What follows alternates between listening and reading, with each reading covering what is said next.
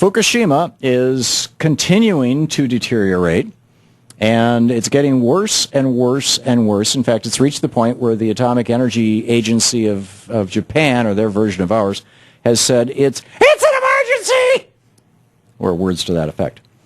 Kevin Camps is on the line with us. He's the radioactive waste watchdog at beyondnuclear.org, the guys who keep track of this stuff. Kevin, welcome back to the program. Hi, Tom. Thanks for having me. Thanks for joining us. No robotic pigeons here. This is serious stuff.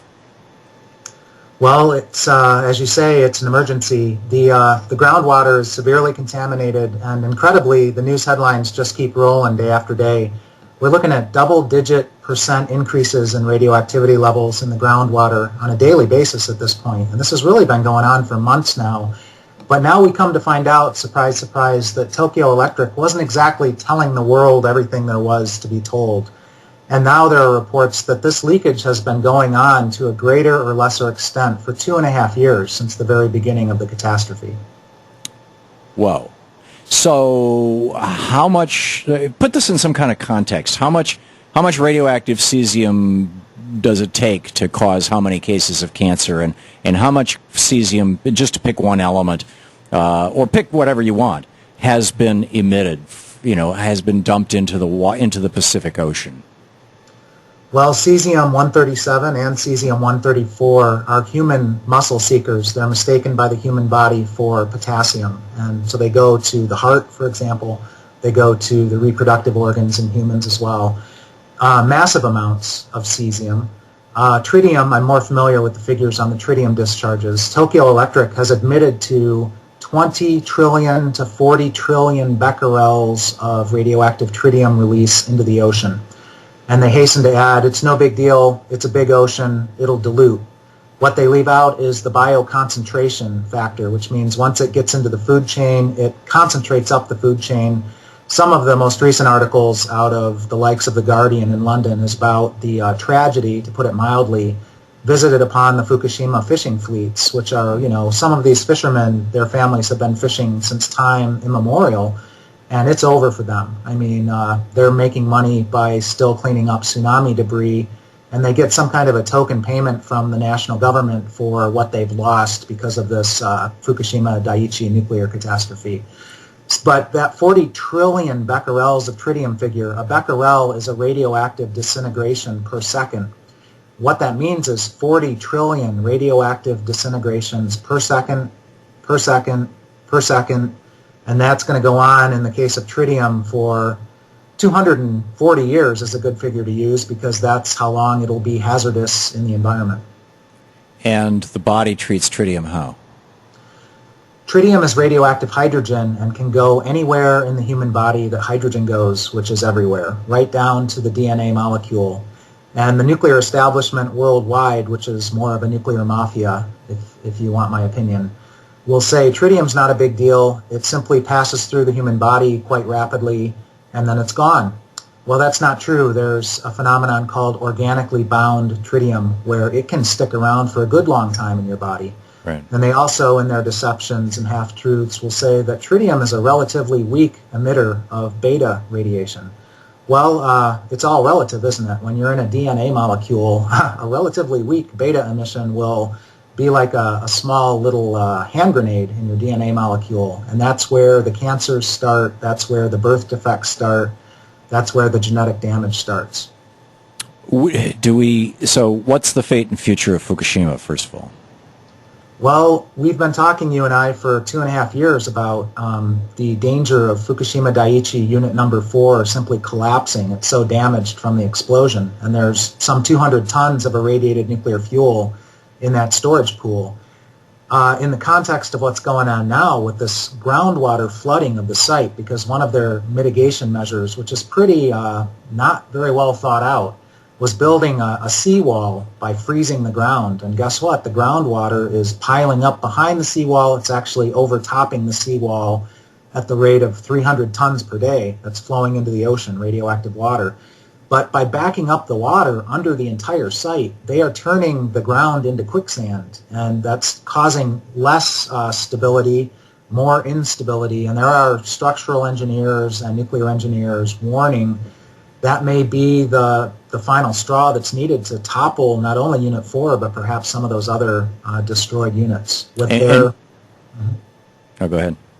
With their high-level radioactive waste stored in pools 50 feet up in the air. Yeah, the 50 feet up in the air, when you said, Unit 4 has all this radioactive material in their pool and they're concerned that number 4 is going to collapse, a lot of people, they hear pool, they think hole in the ground, they may think it's going to collapse on top of it. Wouldn't that be nice? It'll just cover it up.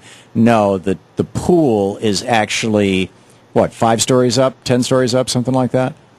Yes, it was designed that way for ease of removing nuclear fuel from the operating reactor core into the high-level radioactive waste storage pool. But the situation is they can't support a crane to lift 100-ton loads of irradiated fuel in transfer casks. That's the radiation shielding out of the pool and onto the ground. That's why they're stuck. They can't get the waste out. Senator Wyden, back in April of 2012, visited Fukushima Daiichi, put on a radiation protection suit, toured the site, and came back to the United States, called on the U.S. government at the highest levels to get over there and deploy the full resources of the U.S. government.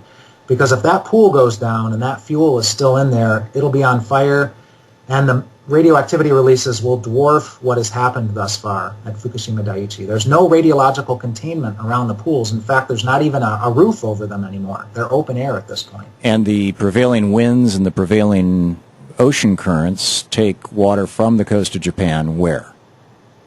To North America. I mean, within days of the Fukushima Daiichi catastrophe beginning, we were getting fallout coming down in rain in the United States, not in insignificant quantities.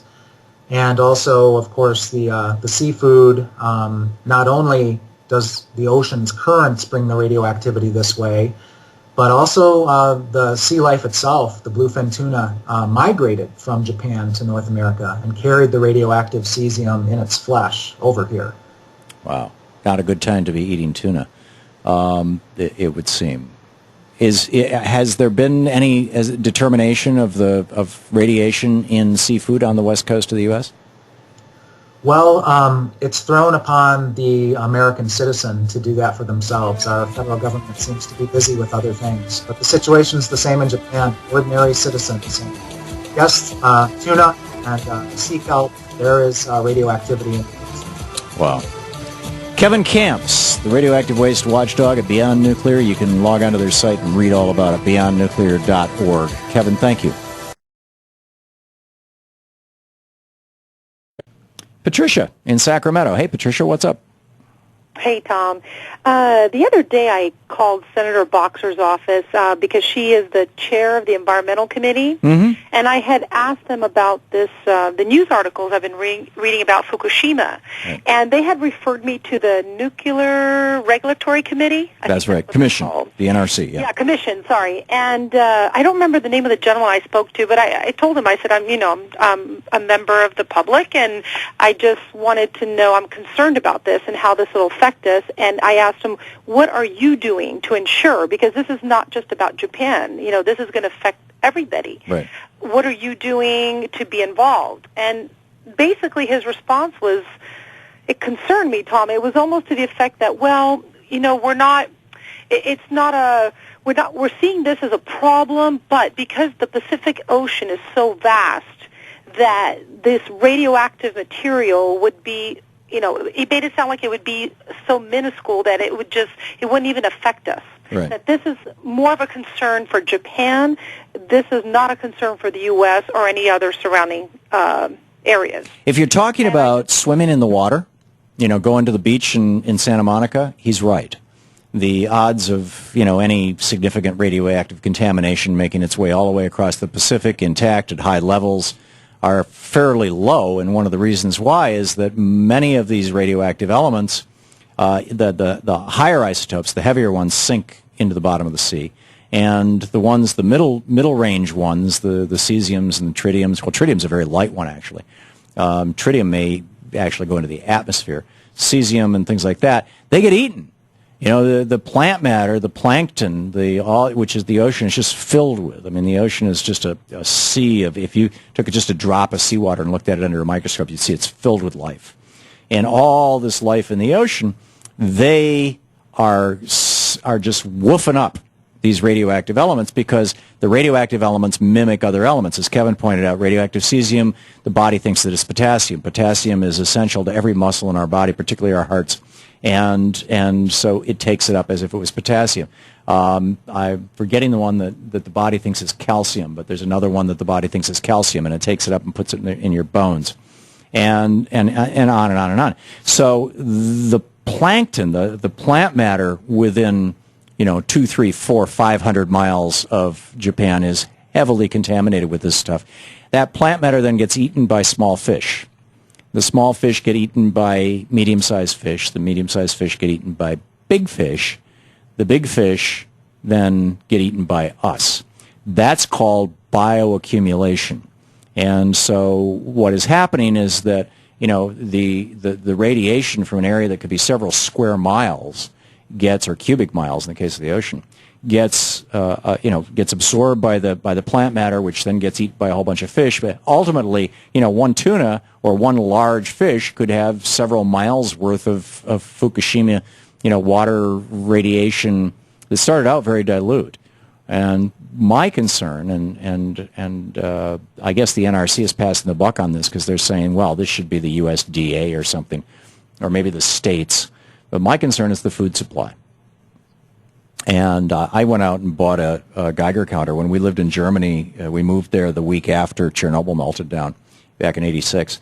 And I used to walk through the supermarket with a Geiger counter, and which always embarrassed my wife and got dirty stares from the people in the supermarket. But you'd be walking along and it would go tick, tick, tick, tick, tick, tick, tick. And then as I passed the mushrooms, it would go brrrr, like that, because mushrooms just absorb cesium like there's no tomorrow. And the milk would set it off. I mean, it was pretty amazing. And I have one here, and I've tried to take it out to restaurants before, but Louise won't go with me if I take my Geiger counter. Well, I was going to ask you something very quickly, Tom. Do you remember when the incident, several months after Fukushima initially happened, wasn't there a place, I don't know if it was Berkeley or some area where the scientists were studying the levels of radioactive material in the milk?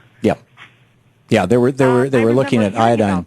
Yeah, they were looking at iodine, radioactive iodine, and it was showing up. And iodine, of course, is being transported by the wind and the rain, and because it comes across as in a gaseous form. And it has a relatively short half-life, but it looks like these things are still emitting this stuff continuously. So if I lived on the West Coast, as you do, there are groups of people who are getting together and they're sampling food and they're sampling the air and things like this. And I would find one of those groups. You might want to start at Beyond Nuclear or just ask the folks at beyondnuclear.org who to talk to. And I would also seriously consider investing in a Geiger counter, a fairly sensitive one. They're only $200-300. I mean, I realize that's a lot of money for a lot of people, but it's, if it prevents you from getting cancer, and going out and checking the food. I think this is much more concern. And then the other thing I would do is I would be taking liquid dulse. You can buy at vitaminshop.com. This liquid dulse, Dr. Bragg makes it, and it is it's iodine. It's iodine from red seaweed. Dulse is a red seaweed. And if I lived on the West Coast, I do take it every day anyway. I have for decades, and just a couple of drops. And that way it keeps your thyroid saturated with iodine, so if you're exposed to radioactive iodine, your body doesn't absorb it. And because there's a fair amount of epidemiological stuff that suggests that the wild epidemic of hypo and hyper, but mostly hypothyroidism, among people in their 40s and 50s and 60s in the United States right now is the reason, because Synthroid is the most prescribed drug in America. It's a supplement for the thyroid, and that might be because of the above-ground radioactive tests in the 1940s and 50s, leading to contamination of our milk by radioactive iodine, and that kind of burned up people's thyroids. Making sense, Patricia? Absolutely. I have hypothyroid, so I'm right Bingo. with you on that. So you know what I'm talking about. Okay, Patricia, thank you very much for the call, and good luck. And if you learn anything interesting, give us a shout. Let us know.